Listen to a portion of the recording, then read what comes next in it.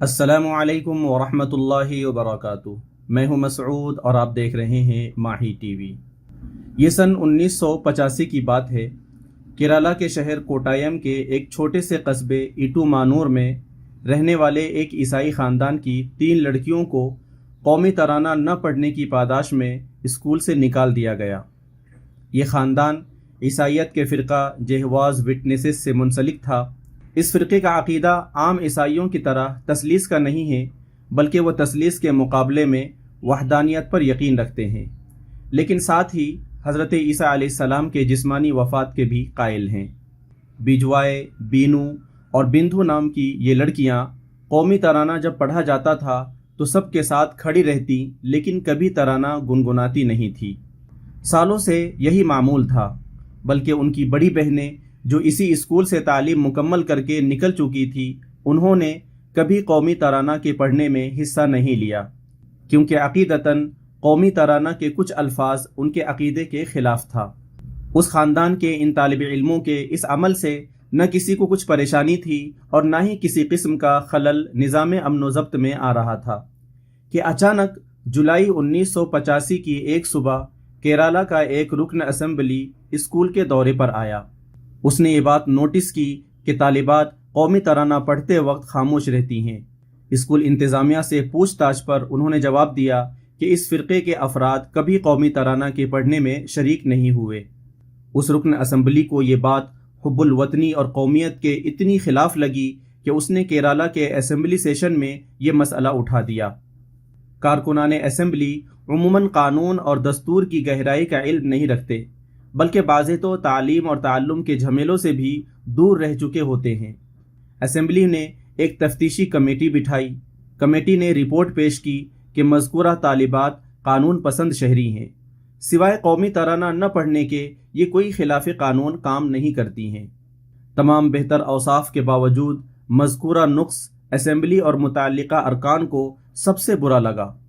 Commission کی اس report کے بعد ڈپٹی انسپکٹر آف اسکولز کی ہدایت پر ان طالبات کو بتاریخ 26 جولائی 1985 اسکول سے خارج کر دیا گیا۔ لڑکیوں کے والد نے اسکول کی صدر مدرس، جو کہ ایک خاتون تھیں، ان سے داخلہ بحال کرنے کی درخواست کی، لیکن انتظامیہ نے اوپر کے آرڈرز کی بنا پر اپنی بے بسی ظاہر کی۔ والد نے لڑکیوں کی جانب سے کیرالہ ہائی کورٹ میں رٹ پٹیشن دائر کی، جہاں پہلے ایک رکنی بینچ نے اور بعد ازاں وسیع تر بینچ یعنی ڈویژن بینچ نے لڑکیوں کی اپیل مسترد کر دی، یعنی قومی ترانہ پڑھے جانے کے اقرار اور اس پر عمل کے وعدے اور اظہار پر ہی داخلہ بحال ہوگا، ورنہ نہیں۔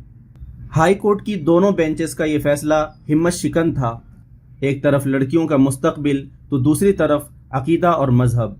لڑکیوں کے والد نے حوصلہ نہیں ہارا اور سپریم کورٹ کا دروازہ کھٹکھٹانے کا فیصلہ کیا۔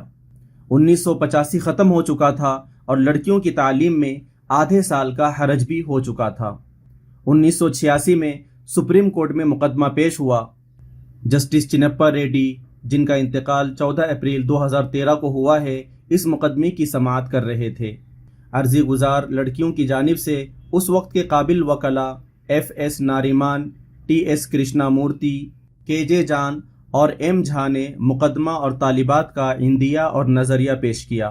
مذکورہ وکلاء نے دستور کی شق 19 حق تقریر اور اظہار رائے اور شق 25 سبھی شہریوں کو اپنے مذہب پر عمل کرنے کی آزادی کا حق کو بنیاد بنا کر مختلف قانونی نظیروں کے ساتھ بڑی مضبوطی سے اپنا مطالبہ رکھا۔